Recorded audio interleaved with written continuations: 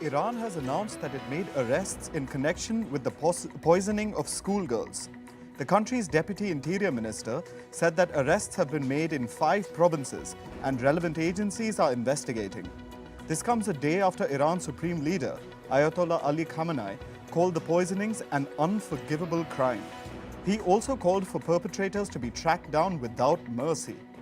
Since last November, poisonings have affected more than 5,000 schoolgirls.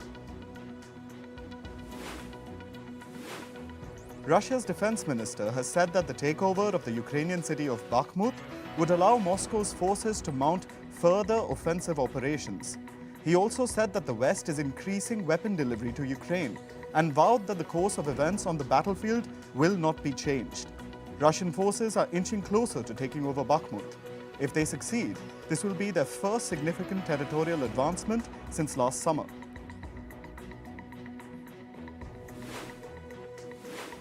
Germany's defense minister has said that a decision on the permanent deployment of a German brigade to Lithuania will be up to NATO.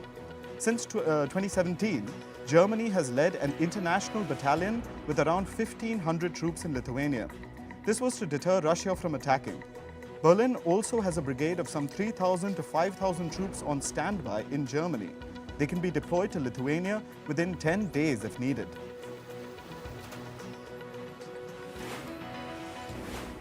China has rejected Western accusations, saying it may supply weapons to Russia. China's foreign minister said that the relationship between China and Russia is not a threat to any country. Beijing also said that it would not accept blame shifting, sanctions, suppression, and threats. Last month, China released a document outlining its position on the Ukraine war. The country portrayed itself as a neutral player, urging the two sides to negotiate peacefully. North Korean leader Kim Jong-un's sister, Kim Yo-jong, has issued a warning to the US. She said that any move to intercept and shoot down North Korea's test missiles would be considered a declaration of war. The statement comes after South Korean media reported that the US has planned to shoot down Pyongyang's intercontinental ballistic missiles if the test is launched towards the Pacific Ocean. The US and its allies have not shot down North Korea's ballistic missiles so far. The opposition alliance in Turkey has chosen Kemal Kılıçdaroğlu as the main challenger who will take on President Recep Tayyip Erdogan in the upcoming election. The 74-year-old leader is at the head of Turkey's second biggest political party, the Republican People's Party or CHP. According to opinion polls, the electoral race is a tight one. The opposition bloc is running slightly ahead of the alliance in power. Erdogan's popularity is dipping amid a cost of living crisis, soaring inflation, and the government's response after the recent earthquakes. Pakistan's former Prime Minister and Tehreek-e-Insaf chairman Imran Khan has once again skipped the hearing of the Toshakhana criminal proceedings case. The junior lawyer of the ex-PM's legal team told the court that he was unaware whether his client would mark his presence today. The judge angrily remarked that Imran Khan appeared in different courts but skipped his court. At least 15 Hindu students in Pakistan were injured in a clash after members of an Islamic student organization allegedly stopped them from celebrating Holi.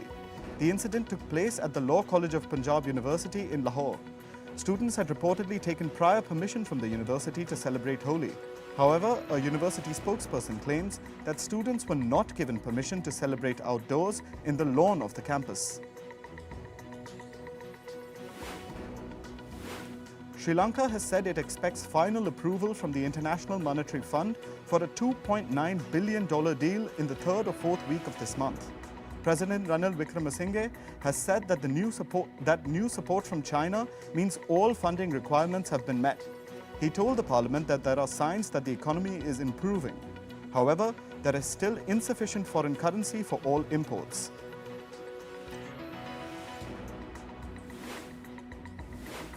France's trade unions have planned fresh strikes against pension reforms laid out by President Emmanuel Macron.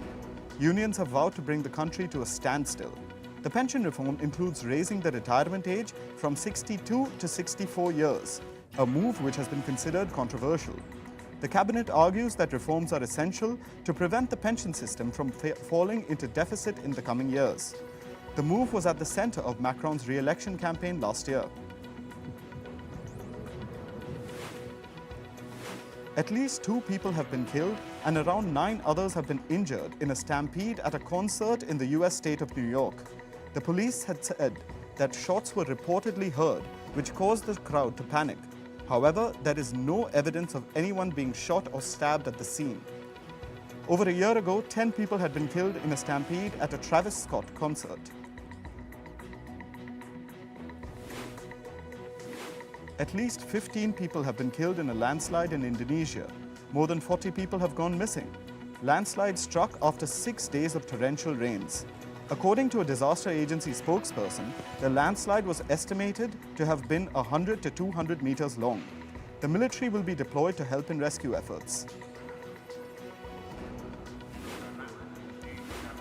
A 6.0 magnitude earthquake has hit the southern Philippines. Local authorities have warned of aftershocks and possible damage. There are no reports of casualties or injuries. However, officials are tracking possible landslides. Earthquakes are a common occurrence in the Philippines. It is located along the Pacific Ring of Fire. It's an arc of intense seismic and volcanic activity.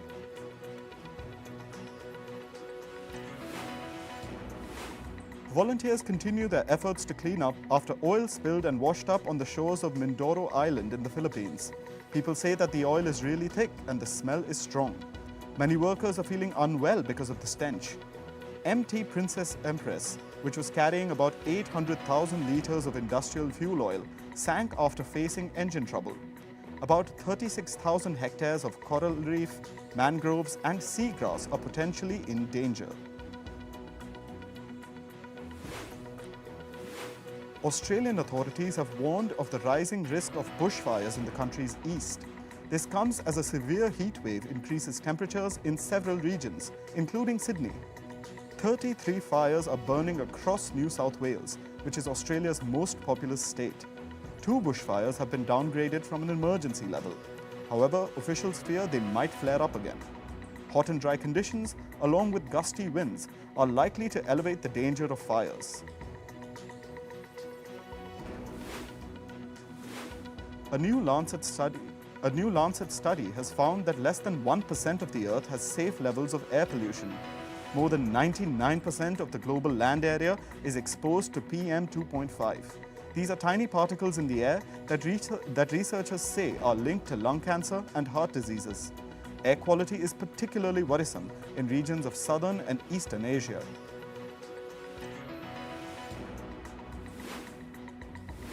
The US's Special Presidential Envoy for Climate, John Kerry, has said that cooperation with China on climate change has been more difficult in the last few months.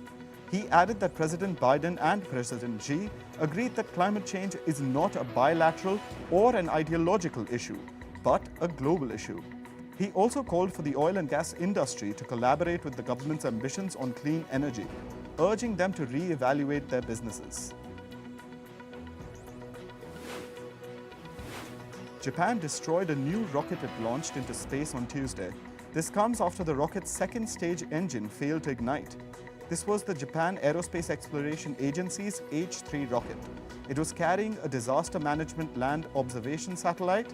It was also equipped to detect North Korean ballistic missile launches. The development comes as the latest blow in Japan's efforts to expand its access to space. According to a new study, scientists might be able to predict cardiovascular diseases using artificial intelligence. The said technological advancement looks at genes in patients' DNA using AI. According to the World Health Organization, cardiovascular diseases are the leading cause of death globally. Ironically, more than 75% of premature cardiovascular diseases are preventable.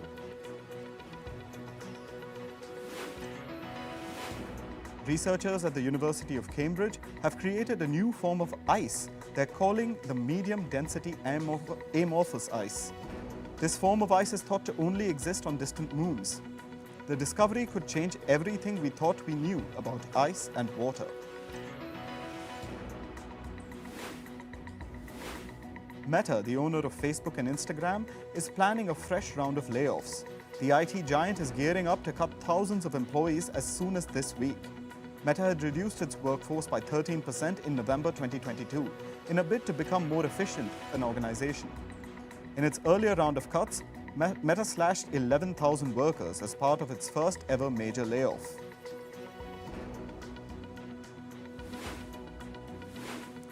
EU regulators are finalizing a ban on the legal tool Facebook used to transfer European user data because of concerns over US intelligence.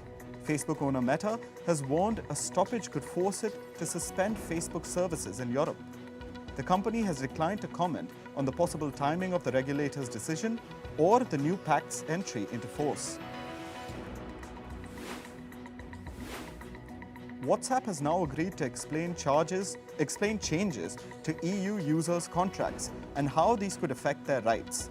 It has also agreed to display prominently the possibility for users to accept or reject the changes. The company will ensure that users can easily close pop-up notifications on updates. The company has also confirmed that users' personal data is not shared with third parties or other Meta companies. WhatsApp is also reportedly working on a new feature for its iOS beta. The new feature will allow users to set an expiration date for groups. It will be available within Group Info. Upon its release, users will be able to choose from various expiration options such as 1 day, 1 week, or a custom date.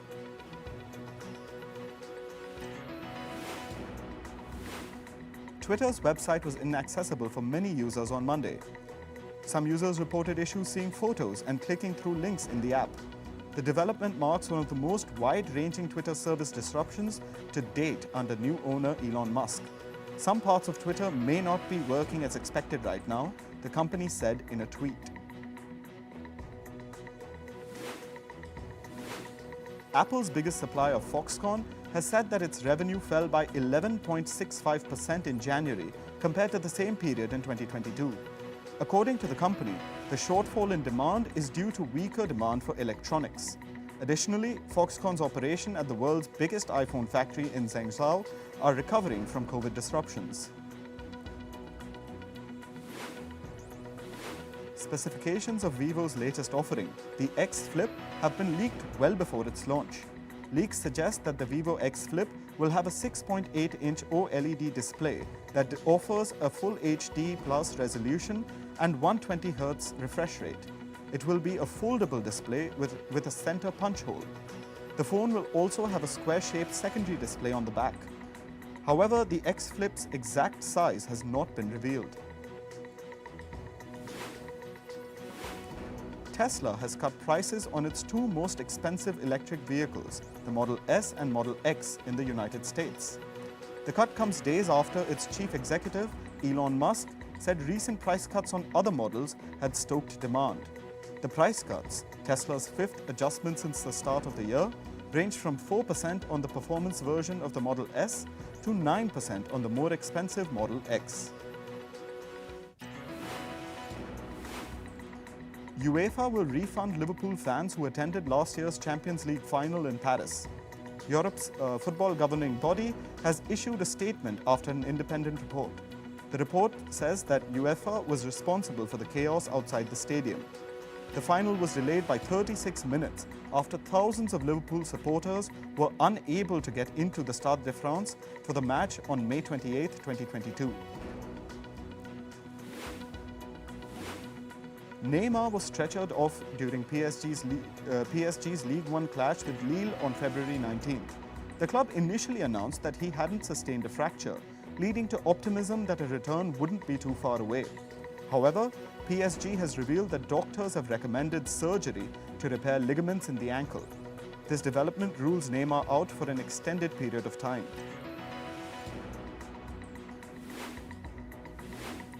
There is growing optimism among Football Australian officials. FIFA might drop plans to make Visit Saudi a key sponsor of the Women's World Cup. Football Australia was left blindsided by reports in January linking Saudi Arabia's tourism arm with this year's tournament in Australia and New Zealand. Australia has repeatedly raised concerns over the appalling human rights record and ban on same-sex marriage in Saudi Arabia.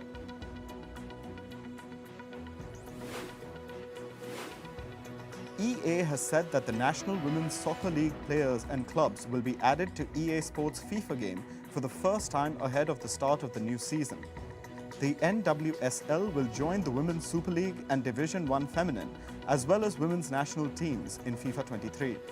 All 12 NWSL teams will be available in the game's kickoff, tournament, head-to-head seasons, co-op seasons, and online friendlies modes.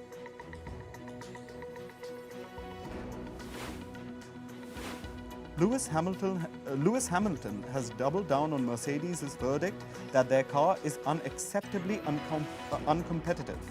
After just one race of the Formula One season, Mercedes conceded by saying, "We know this is not the right car." The seven-time world champion already knows any shot at another title this year is gone. Mercedes will have to change the design concept of their car with immediate effect.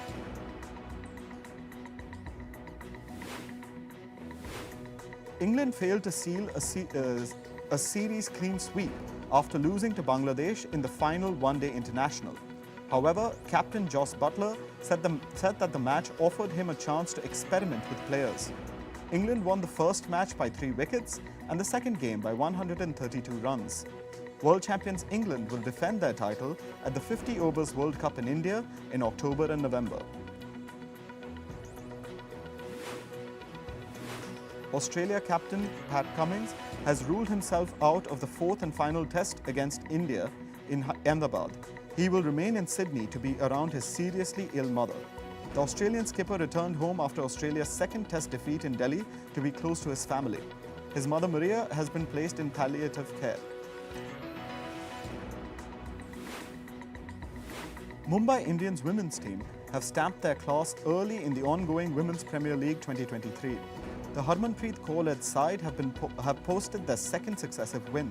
They have defeated Smriti Manthana's Royal Challengers Bangalore by 9 wickets, with more than 5 overs to spare. After the latest win, Mumbai Indian women are leading the WPL 2023 points table with 4 points from 2 matches. Two-time South African Paralympic archer Shaun Anderson's next goal is to qualify for the 2024 Paris Paralympics. He also aims to grow awareness for archery across South Africa and the continent at large. As of February, the 50-year-old is ranked 35th in the world in the men's W1 category. In 2004, Anderson had his arm amputated after a motorbike accident. British boxer Conor Benn has revealed he felt suicidal after his failed drug test last year. Benn's drug test failure led to his much-hyped fight with Chris Eubank Jr. getting cancelled last October. Benn tested positive for the banned substance clomiphene. However, he's now been cleared after the World Boxing Council ruled that highly elevated consumption of eggs resulted in the adverse finding.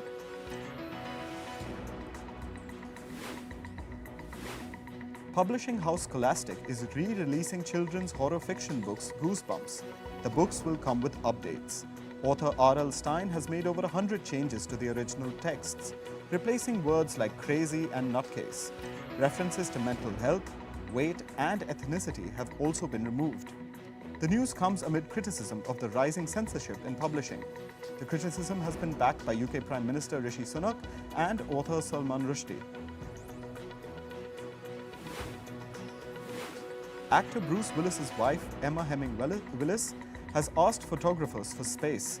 In a video message, she said, "Please don't be yelling at my husband." The 67-year-old, who was recently diagnosed with dementia, made a rare public outing. Her message came after photos of the outing, where Willis is visibly confused, surfaced. Twitter CEO Elon Musk is set to be at the center of a new documentary titled Musk. Directed by Oscar winner Alex Gibney, the documentary will be a rigorous portrait of Musk. This is, however, not the first documentary of the tech entrepreneur. He has been documented in Elon Musk, the real-life Iron Man, and the Elon Musk Show.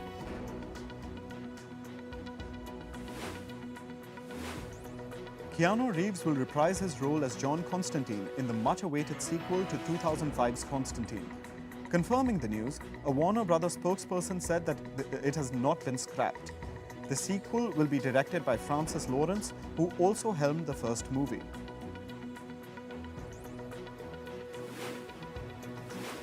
The trailer for Priyanka Chopra Jonas' starrer Citadel finally released after a short delay. A part of the over 2-minute trailer shows the lead actors inside a luxury train coach. The promo, earlier scheduled for March 1st, was moved in response to the deadly Greece train crash. Citadel will hit OTT platform Amazon Prime Video on April 28th. An Indian adaptation of the same is also underway. Streaming platform Hulu has dropped Martin Scorsese, Leonardo DiCaprio-backed Devil in the White City. This is not the first setback that the limited series has faced. Earlier, actor Keanu Reeves and director Todd Field had dropped out of the project. However, producer ABC Signature is still on the hunt for new outlets. Kpop Ban BTS's eldest member, Kim Seok-jin, shared photos of his military enlistment. In the photos, a uniformed Jin can be seen with fellow members J-Hope and Jimin. Jin, who started his training in December last year, was recently promoted to private first class. All 7 members of the band will enlist in military service and are set to reunite in 2025. The Cannes Film Festival announces Spain as the country of honor at this year's Marche du Film. This makes Spain the second country following India to receive this honor. The spotlight will have over 12,500 Spanish industry players presenting around 4,000 films across 33 screenings. The 76th edition of the festival will be held at Palais des Festivals et des Congrès, Cannes, France, between May 16th and 24th. Fleabag creator Phoebe WallerBridge is set to launch a £100,000 fund for artists at the Edinburgh Fringe Festival. The Keep It Fringe Fund will give 500 bursaries worth £2,000 each to individual artists or companies. WallerBridge, who is the president of the Fringe Society, will launch the fund on March 10th. TikTokers are obsessing over a new trend that promises to reveal true compatibility between lovers. The moon phase test uses phases of the moon based on people's birth dates to determine if they are soulmates. All users have to do is enter these details and screenshot the respective phase of the moon. If the phases fit together and make a full moon, then they are meant to be.